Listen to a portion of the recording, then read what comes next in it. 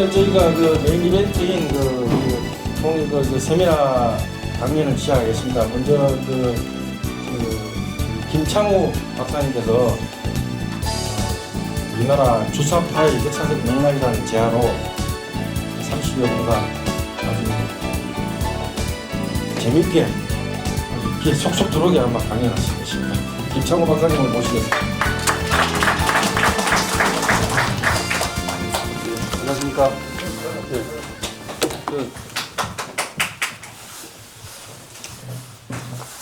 PPT 이거 호환이 안 돼가지고 저는 그 마이크로소프트에 제게 저장이 돼 있는데 요 보니까 깔려 있지 않아가지고 여기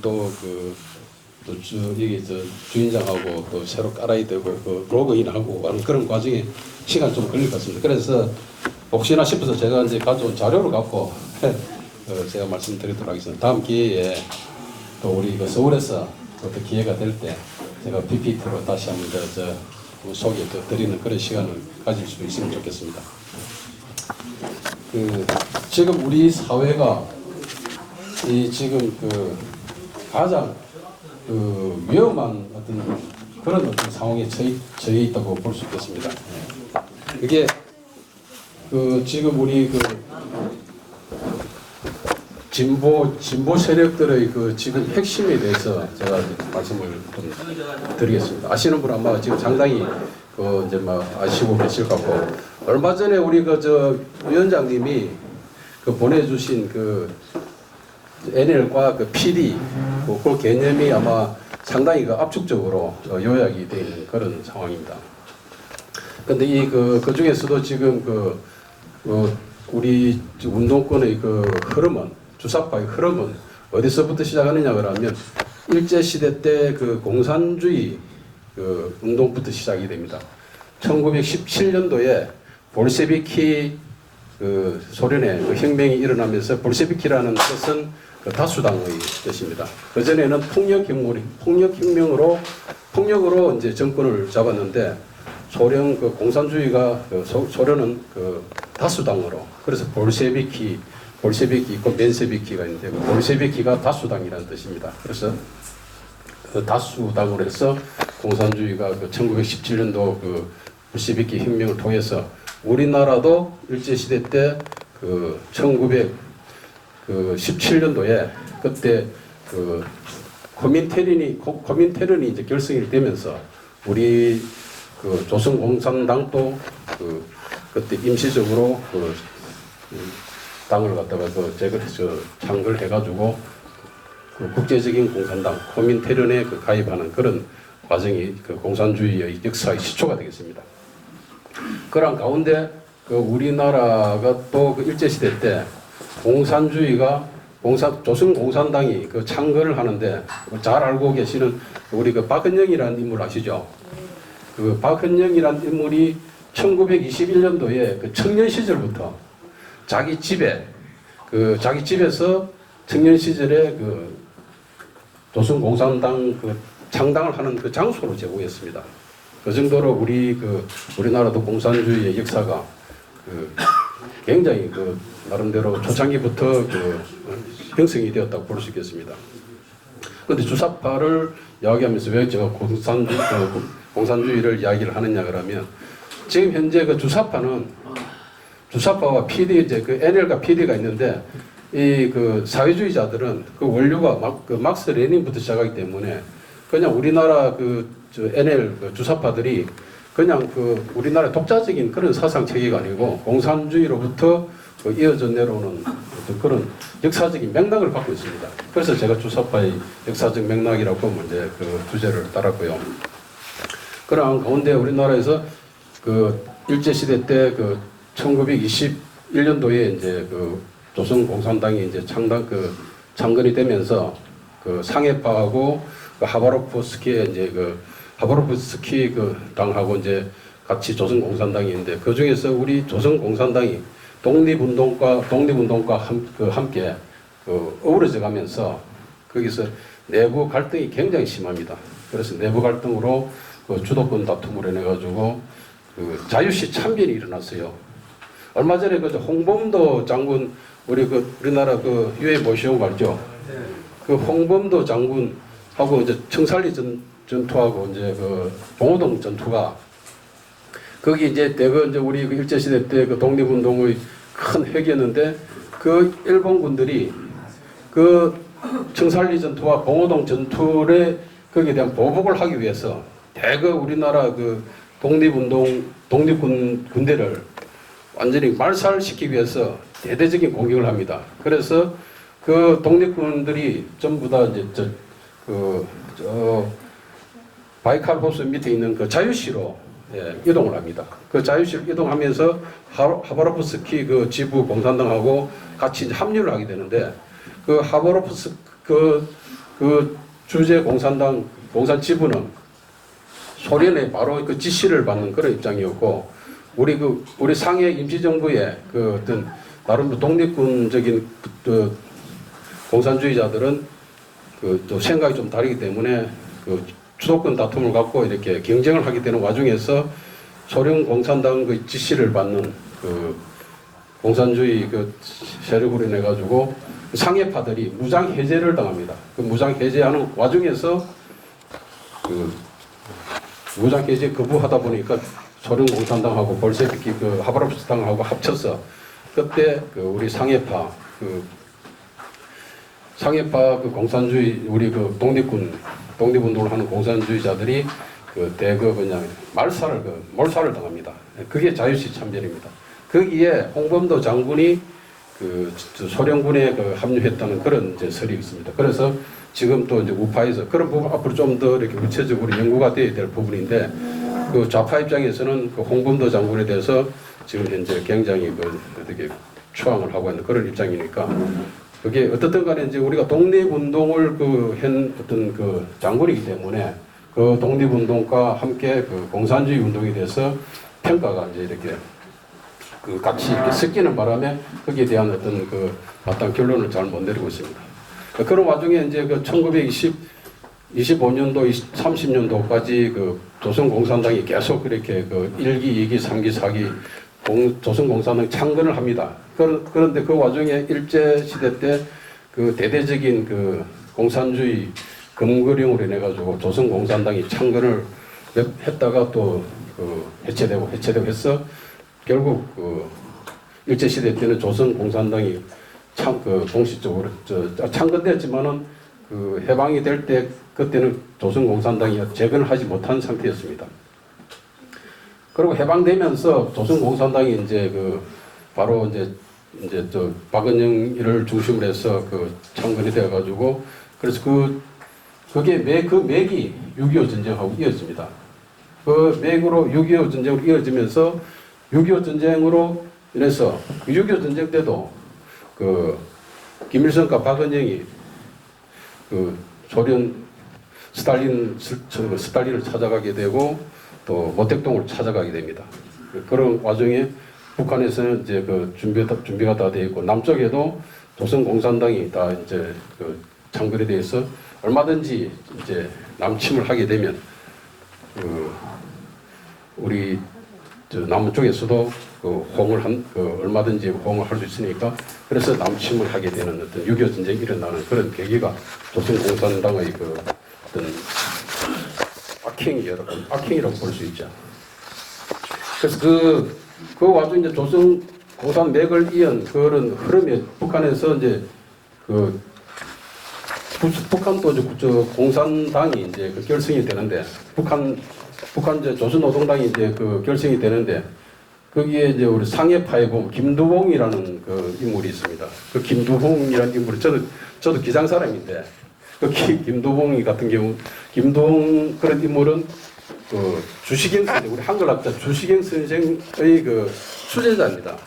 그런 분이 독립운동을 하면서 그 공산주의자가 되어가지고 북한으로 가서 북한에 이제 김일성과 경쟁을 하는 그 과정에서 제1기 그 위원장을 했습니다만은 곧 소련군의 지원을 받은 김일성으로부터 밀려가지고 그 2기 때 김일성이가 위원장이 되면서 1기 때 김두봉이가 위원장이고 김일성이가 부위원장이었습니다.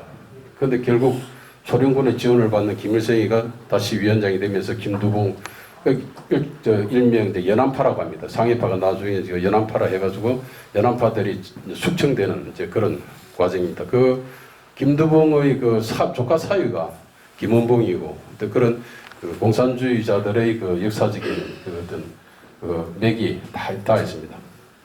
그러한 맥이 6.25 전쟁이 끝나고 나서 어디까지 이제 어떻게 연결되느냐면 통역당으로 이제 연결이 됩니다.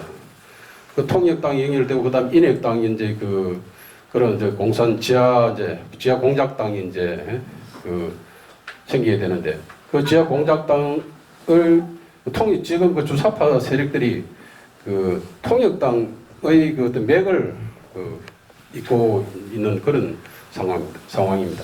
그 통역당 때 그때 이제 다시 또 우리 그 남쪽의 남한에서 폭력혁명을 일으키고자 공식적으로 지하당이 구축이 되는 거예요. 그래서 그 60년대는 이제 그 통역당이 그런 사건이라고 70년대는 또 70년대는 조금은 이제 대학을 중심으로 해서 이제 본격적인 그 어떤 주사파의 그 흐름을 이제 맥을 이어가는데 70년대 거쳐서 본격적인 주사파가 결성이 되는 것은 80년대입니다.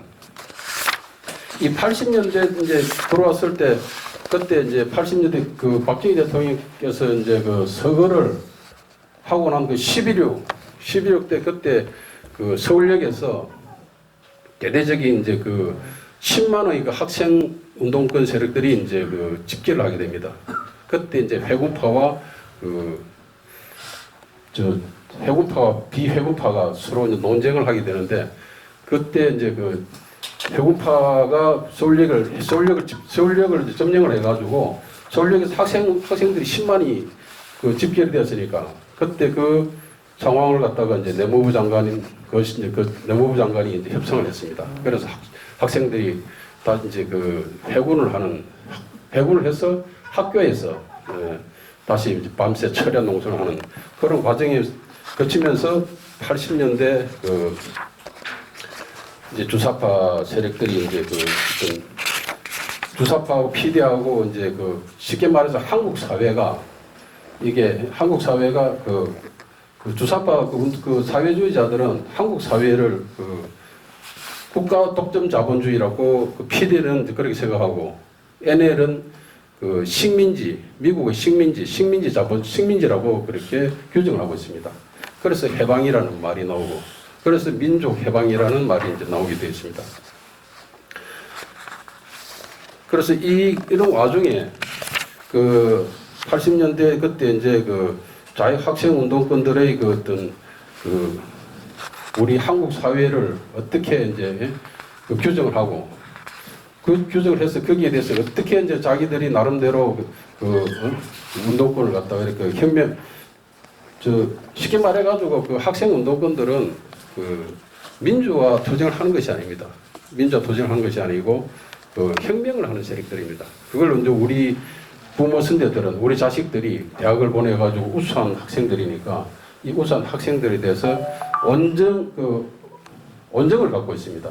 설마 우리 학생들이 일시적으로 학교 다닐 때 잠시 어떤 나름대로 어떤 진보적인 우리 사회의 바람직함, 쉽게 말해서 개혁을 위해서 그렇게 이제 헌신을 위해서 이제 자기 몸을 바치고 어떤 면에서 이제 학문보다는 어떤 우리 사회의 더 나아가는 발전 민주화를 위해서 그렇게 한다고 하는데 사실 우리 어른들이 거기에 대해서 너무 이렇게 쉽게 생각한 거죠.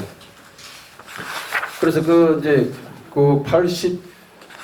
87년도에 이제 그게 우리 사회의 이제 운동권들의 주사파의 큰 결정적인 어떤 시기를 볼 수 있는데 87년도에 그때 이제 전대협이 이제 결성이 됩니다. 전대협이 결성되는데 전대협의 일기 의장이 누구냐 그러면 지금 현재 통일부 장관하고 이인영입니다. 이인영이고 부의장이 우상호고 그다음에 이제 2기 3기가 이제 2기는 오영식이가 이제 어떤 인물이냐 그러면 한국철도공사 사장을 한 그런 인물이고 3기 의장이 임종석입니다. 4기 의장이 그 송갑석이라고. 그러니까 임종석이가 비서실장이 되면서 전남은 이제 그 송갑석이가 그 전대협 4기 의장인데 전남대 총학생장 출신입니다. 그래서 전남에 내려가 있는데도 자기 이제 후임자 총학생장 후임이니까 바로 그 국회의원을 만듭니다. 그래서 지금 송갑석이가 지금 현재 국회의원이 되어 있고. 그래서 이 주사파 세력들이 이런 그 나름대로 전대협을 통해서 자기들이 강력한 그 카르텔을 형성합니다. 이 전대협 세력들이 87년도 전대협 세력되고 1기에서 5기까지 전대협 세력이고 그 다음에 92년도부터 한총련이 이제 들었습니다. 한총련이 들었었는데 한총련이 지금 그 1기가 이제 김재용이라고 이제 아시는 분 뭐 있겠지만 김재용이라고 지금 그 이재명이 핵심 척근입니다. 지금 이재명이 핵심 척근이고 그 강유현이 또 그게 또 한총련 6기 의장. 그래서 한총련은 지금 그 쉽게 말해서 전대협은 문재인 정부의 핵심 세력들이고 그 한총련은 이재명이를 움직이는 핵심 세력입니다. 그래서 만일에 이 그 정권이 교체되지 않는다면 전대협 세력에 이어서 한총련 세력의 그 어떤 또 다른 그 지배를 쉽게 말해가지고 문재인 같은 경우는 전대협 세력의 그 꼭두각시라고 볼 수 있습니다. 근데 그 꼭두각시도 그냥 꼭두각시가 아니고 인권 변호사다 보니까 그 전대협 출신들과 그 학생들 그다음에 그 민주 일종의 자기들이 말하는 민주화 운동의 그 변호 활동, 인권 변호 활동을 하면서 그때 스스로 의식화되어 갑니다. 이재명 지금 후보도 마찬가지입니다. 이재명 후보도 그 학교 다닐 때 학창 시절에 그 운동을 했다는 그런 흔적은 없습니다. 근데 그 이재명 후보 같은 경우는 안동에서 초등학교만 나오고 서울에 올라와가지고 그 위에 그 자기 형도 이재선 지금 고인이 됐지만 그 이재선도 그 아주 그 머리가 좋아가지고 그 건국대 나와가지고 공인회계사 정도를 이렇게 그 합격할 정도로 아주 머리는 좋은 집안인가 봅니다. 근데 그 이재명 후보도 초등학교 나와가지고 중고등학교를 검정고시로 해서 중앙대 법대 검정고시 성적이 얼마나 우수했길래 중앙대 법대에 그 장생으로 갈 정도의 실력이 된다는 것은 아주 그 머리가 아주 상당히 그 좋다는 걸 의미하겠죠. 근데 이제 그 이재명 그 후보도 사시 합격해가지고 변호사가 되는데 변호사로서 자기의 기반이 없으니까 성남에 와가지고 성남에서 그 인권 변호 활동을 하면서 그 성남에 지금 소위 현재 그 경기동부연합이라는 그런 그 지역 기반을 바탕으로 해서 정치적인 입지를 구축하게 됩니다. 그때 김미희라는 그 서울대 약대 출신이 그 성남의 그 지역에 그 나름대로 구축을 하고 있었는데 이재명 그 당시 성남시장 후보하고 그 후보 단일을 해서 그 이재명 지금 후보가 그 당시 성남시장 후보가 돼가지고 결국 그 이재명 시장이 이제 당선되는데 그 당선되는 과정에서 김미희 남편이 백성우인데 백성우가 그 당시 민노당의 사무부총장입니다. 그 사무부총장 이거 그 정도로 그 다 운동 그 김미희는 완전히 그 운동권 주사파 주사파 세력 그 출신들의 핵심입니다. 그래서 그 이재명 지금 후보하고 그 후보 단일화 과정에서 통합을 하다 보니까 그 이재명 시장이 이제 시장 당선되면서 인수위가 구성될 때 그 주사파 세력들이 전부 그 인수위에 다 구성을 하게 됩니다. 그래서 지금 그 이재명 후보의 주사파 세력들이 전부 그 구축이 되는 그런 지금 현실이 되고 있습니다. 그처럼 이 주사파 세력들이 87년도 전대협이 탄생되고 그 다음에 1기에서 5기까지 92년도까지 그 전대협의 시절, 그 다음에 그 뒤에 이어봐서 한총련, 그 다음 이어봐서 지금 한대련, 이렇게 쭉 그 학생 운동권들의 그 어떤 그 공산주의 운동 맥이 있습니다. 지금도 말은 자기들이 민주화지만 우리도 똑같이 자유민주주의도 민주화고 사회민주주의도 민주화입니다. 그 북한의 그 정식 명칭도 조선인민민주주의 공화국입니다. 그처럼 민주라는 것은 그 어떤 국민의 그 왕이 주인이 되는 세상, 그다음 국민이 주인이 되는 세상, 그걸 크게 나눠봤을 때 인민에서 그 누구나 다 사회주의나 공산주의도 다 그 사용하지만은 자유민주주의와 인민민주주의는 반드시 구별이 돼야 된다는 그런 의미입니다. 그래서 우리가 민주주의라고 할 때는 우리는 반드시 앞에 자유민주주의라는 자유를 붙여야 됩니다. 자유민주주의를 붙이지 않으면 그러니까 그 지금 그 사회주의자들, 공산주의자들의 그 언어 전술에 우리가 이렇게 그 놀아나는 그런 계기가 됩니다. 그래서 이런 그 주사파 세력들이 어떤 이런 그 문제가 되느냐 그러면 그 주사파 세력들은 처음에 그 공부를 안 할 것 같죠. 공부를 엄청나게 합니다. 어떤 공부를 하느냐? 그 해방 전후사의 인식부터 시작해가지고 자본론, 그 다음에 또 지금 의식과 학습하는 과정에서 그 다시 쓰는 현대사, 그 다음에 그 김일성 주체 혁명론, 그 세계와 더불어 이런 그 북한 그 주사파 북한의 그 북한에서 지령을 내리는 그런 과정을 밟기 위해서 엄청난 그 공부를 합니다. 그리고 자유민주주의와는 전혀 관계가 없는 그런 공부를 하는 거죠. 그래서 어떻게 하든지 우리 자유민주주의는 그 개인을 존중하지만은 사회민주주의는 공산주의는 그 집단을 우선을 합니다. 그래서 개인은 얼마든지 그 집단을 위해서 집단을 위해서 그 희생을 하는 그런 그 사상 체계이기 때문에 우리가 이 자유민주주의의 그 의미, 개인과 자유의 그다음 인권 이런 부분에 대해서 우리가 항상 이렇게 거기에 대한 사상적인 또는 그 어떤 정신적인 어떤 이런 체계를 우리가 반드시 갖춰야 될 것 같습니다. 그래서 제가 좀 PPT로 해서 조금 이렇게 그 체계적으로 좀 설명을 드리려고 했는데 제가